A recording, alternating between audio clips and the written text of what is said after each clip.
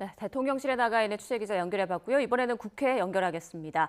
더불어민주당이 당 차원의 물가관리 TF 구성과 신속한 추가 경정 예산안 처리를 강조하며 민생경제 회복 속도전을 본격화하는 모양새입니다. 국민의힘은 대선 패배 후폭풍 속에 이 차기 지도체제 정비를 둘러싼 내용이 여전한데 잠시 뒤에 열릴 의원총회에서 격론이 예상됩니다.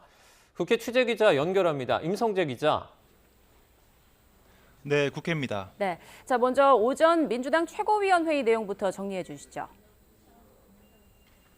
네, 박찬대 당대표 권한대행은 최고위 회의에서 이 집권 여당으로서 정부의 노력을 든든히 뒷받침하겠다며 이 신속한 추경 처리를 약속했습니다.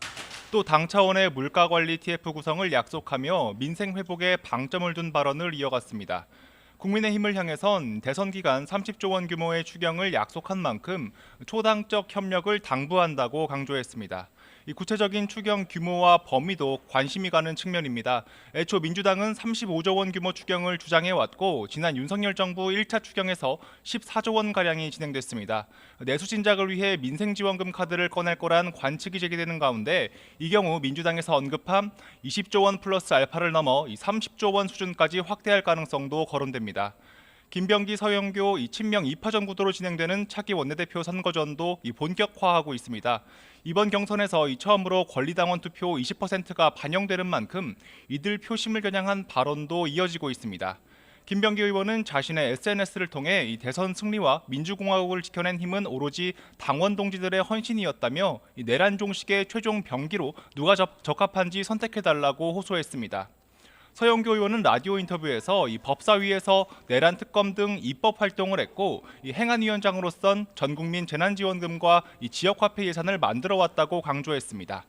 신임 원내대표 선출 전인 오는 12일 열릴 본회의에서 처리될 법안의 규모 등도 관심을 끄는 부분입니다. 대통령 당선 시 진행 중인 재판을 중지하는 내용의 형소법 추진이 사실상 유력한 가운데 상법 개정안 등 기타 입법 과제에도 속도를 낼 거란 전망이 나옵니다. 네, 잠시 뒤에 열리는 국민의힘 의원총회에서는 격론이 예상되죠.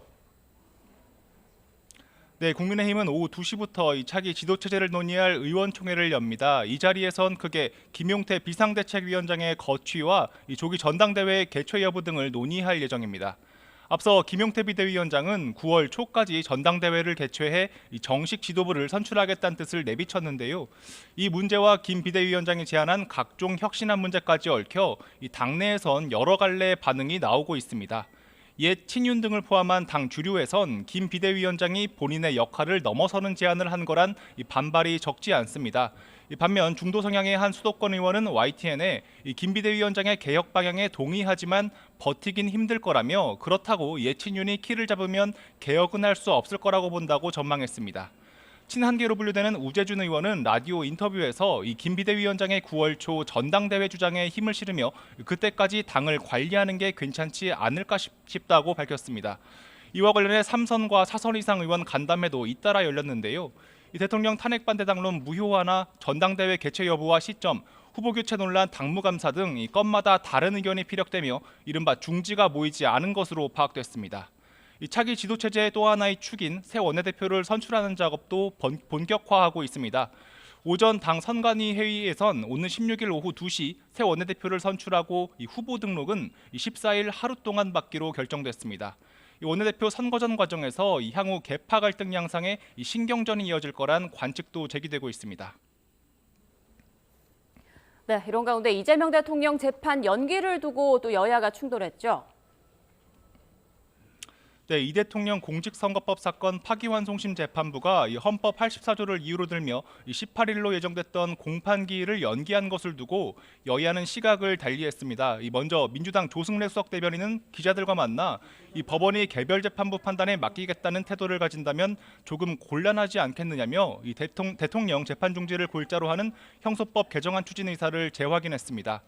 다른 재판도 대통령 재임 시 중단되도록 법원 차원에서 명확한 해석이 나오지 않는 이상 기존에 추진하던 형소법 개정 입장엔 변화가 없다는 취지입니다.